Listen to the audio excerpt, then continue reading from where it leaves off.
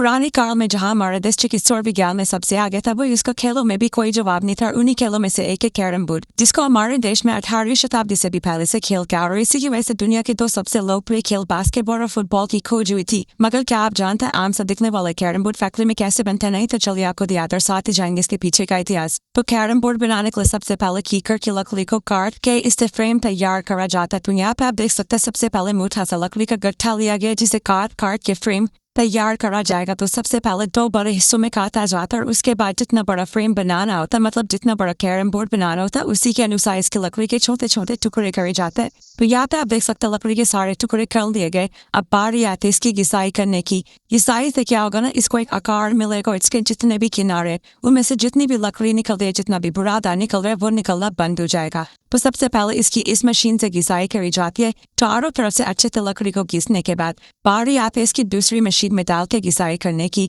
इस मशीन जरा बिल्कुल स्मूथ हो जाती है, मतलब कि बिल्कुल मक्खन जैसी हो जाती है। आप जब इस लकड़ी को छुएंगे तो आपको इसमें से कोई भी फ्रास्ट चुभने का दर्द नहीं रहता। तो यहाँ पे आप देख सकते हैं लकड़ी को अच्छे से स्मूथ कर लिया गया। अब बारी आती है इसकी कटाई की, जिसके लिए एक एक लकड़ी के इस डंडे को उठाया जाएगा और इसके किनारों को तिरछा काटा जाएगा। तिरछा काटने से फ्रेम का आकार दिया जाता है कैरम बोर्ड में, जो कि आपने अक्सर देखा ही होगा। तो हर लकड़ी के हिस्से के दोनों तरफ से किनारों को काटने के बाद इसी प्रकार से चार टुकड़े जैसे तैयार हो जाएंगे, उनसे तैयार करा जाएगा फ्रेम। तो यहाँ पे आप देख सकते हैं हमारी लकड़ी अच्छे से दोनों तरफ से किनारे कट के तैयार हो चुके हैं। अब बारी आते इन्हें जोड़ के फ्रेम तैयार करने की, जिसके लिए इन्हें दूसरी जगह लाया जाता है और उसके बाद यहाँ पे ली जाती है फेविकॉल। तो ये जो फेविकॉल देख रहे हैं खास तौर पर इसी फ्रेम को जोड़ने के लिए इस्तेमाल करे जाते हैं। इसी के लिए सबसे पहले दोनों तरफ से किनारों पर फेविकॉल लगाई जाएगी और उसके बाद दूसरी लकड़ी का हिस्सा उठाया जाएगा। उसके भी एक किनारे पे यहाँ पे फेविकॉल लगाई जाएगी और जो दूसरा किनारा जिसपे फेविकॉल नहीं लगी है, उससे जो हमारे पुरानी लकड़ी थी ना जिसपे फेविकॉल लगी थी, उससे जोड़ दिया जाएगा। अब इस फ्रेम में और भी ज्यादा मजबूती लाने के लिए यहाँ पे पट्टी लगाई जाती है। जो आप छोटी छोटी सी पट्टियां देख रहे हैं लोहे की, इसी से जो है फ्रेम में मजबूती आती है और तभी तो हमारा जो कैरम बोर्ड होता है वो सारों साल ऐसी रहता है। इसी प्रकार से चारों टुकड़ी को लकड़ी की जोड़ दिया जाएगा और पट्टी लगा के इसे मजबूत करके हमारा जो फ्रेम है उसे तैयार कर लिया जाएगा। फ्रेम तैयार करने के बाद इसको दोनों तरफ से पट्टियों से जोड़ा जाता है ताकि ये सालों साल तक खराब ना रहे। और जैसे हमारा फ्रेम बन के तैयार हो जाएगा, इसे लाया जाएगा फैक्ट्री में अंदर की ओर, जहाँ सबसे पहले इसके किनारों को और भी ज्यादा मजबूत करने के लिए ताकि जो हमारी मोटी से प्लाई इसके ऊपर लगाई जाए उसका वजन उठा सके, इसके किनारों में छोटी छोटी कीले ठोकी जाते। कीले लगाने के बाद बारी आती चाक मिट्टी लगाने की।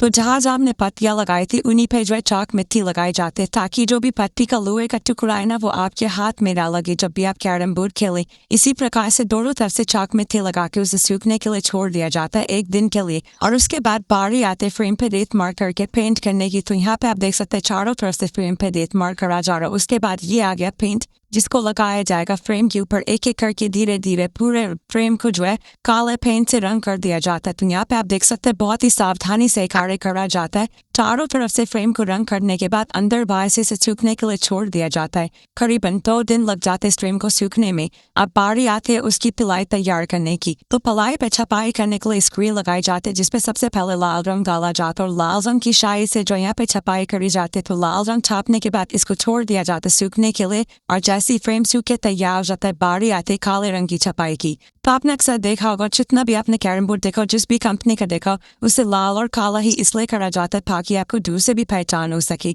और लाल रंग छापने के बाद अब काले रंग को भी अच्छे से छापा जाएगा और उसके बाद इस पिलाई को छोड़ दिया जाएगा सूखने के लिए पूरे 2 दिन के लिए। और जैसे हमारी सारी पिलाइयाँ सूख के तैयार हो जाएंगी और इसके बाद बारी आते खाकरी लगाने की, जिसके लिए खाकरी वाले फ्रेम के ऊपर सबसे पहले लगाई जाएगी फेविकॉल। फेविकॉल लगाने के बाद इसे रख दिया जाएगा जमीन के ऊपर। उसके बाद इस पे रखे जाएंगे 2 पिलाई के टुकड़े उल्टे करीब, जिन पे रंगीन पैलेसी मतलब की छपाई पैलेसी करी हुई होती है। इनको रखने के बाद ऊपर से एक और फ्रेम लगाया जाएगा और उसके बाद इसे अच्छे से चिपकाने के लिए बड़ा सा पत्थर डाल के रख दिया जाएगा 2 दिन के लिए।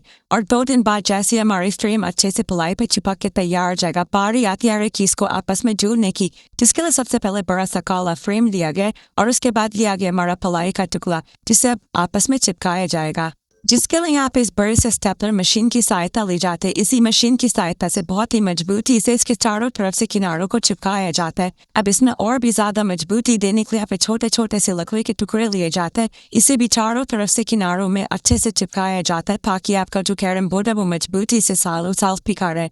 अब बारी आते इसके किनारे काटने की। फिर जब भी आप कैरम बोर्ड खेलते हैं जो हमारी गिट्टियाँ किनारों में जाती है ना, उन्हीं को काटने की, जिसके लिए आप इस मशीन की सहायता से चारों तरफ से किनारों में छेद करा जाएगा। क्योंकि कैरम बोर्ड बहुत ही मजबूती से तैयार करा जा रहा है तो फिर वो एक बारी में नहीं हो पाता, इसीलिए दोनों तरफ से आगे पीछे से इन किनारों को काटा जाता है। तो यहाँ पे आप देख सकते हैं हमारे किनारे कट के तैयार हो चुके हैं। अब बारी आते इसमें जाली लगाने की। तो चारों तरफ से यहाँ पे स्टेपलर वाली मशीन की सहायता से जाली लगाई जाएगी और अच्छे से मजबूती से जाली लगाने के बाद हमारा कैरम बोर्ड हो जाता है बन के तैयार। तो यहाँ पे आप देख सकते हैं हमारा कैरम बोर्ड बन के तैयार हो चुका है। बारी आती है इसकी पॉलिशिंग की। तो यहाँ पे पॉलिशिंग के लिए तेल दिया जाता है और अच्छे से चारों तरफ से किनारे पे भी, आगे से पीछे से और बीच के इस पिलाई के टुकड़े पे भी अच्छे से तेल लगाया जाता है और इसको बिल्कुल चिकना और सुंदर बना दिया जाता है। भी देखने में लग रहा है ना कितना खूबसूरत है। और अब बात करी जाए इसके इतिहास की तो मैं आपको बता दूं केरल, तमिलनाडु जैसे दक्षिण भारतीय क्षेत्रों में इसकी खोज हुई थी, जो कि केवल हमारे देश में नहीं बल्कि बहुत सारे आसपास के देशों में भी ये खेल बहुत ही ज्यादा लोकप्रिय 19वीं सदी में सबसे ज्यादा खेला जाता था। आज के समय में मोबाइल के कारण लोग इस खेल को भूलते जा रहे हैं,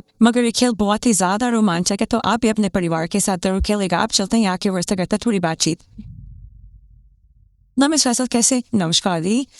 सर आज हमने देखा यहाँ पे कैरम बोर्ड किस तरीके से बनाया जाता है, तो अपने बारे में भी फॉर्म के बारे में कुछ शेयर करना चाहेंगे? नमस्कार, सबसे पहले मेरा नाम यश बंसल है। मेरी फॉर्म का नाम बंसल स्पोर्ट्स है और हम लोग यहाँ 2007 से काम कर रहे हैं। हम लोग का कम्प्लीटली इन हाउस प्रोसेस है। बोर्ड कटिंग से लेकर बबलॉप से आप पूरा प्रोसेस देखो कि कैरम बोर्ड कैसे तैयार होता है। तो सर अगर से कोई आपकी कंपनी है जुड़ना चाहे या और ऑर्डर करना चाहे तो उसकी बारे में कुछ जानकारी देना चाहेंगे? आप लोग हमको कॉन्टैक्ट कर सकते हैं हमारे गिवन नंबर्स पे, ईमेल आईडी के थ्रू। और बाकी हम लोग बल्क ऑर्डर्स यूजुअली प्रेफर करते हैं, but we will definitely entertain स्क्रिटेली सेचुअल। Okay sir, thank you so much. तो आप लोग इस मोबाइल की दुनिया से बाहर निकलो, कैरम बोर्ड जैसे रोमांचक खेल का फायदा उठाइए। अगर आपको खेल खेलना बहुत ही ज्यादा पसंद है तो इस वीडियो को अपने दोस्तों से जरूर शेयर करेगा। मैं आपसे मिलूंगी अगली वीडियो में, तब तक के लिए टेक केयर, गुड बाय।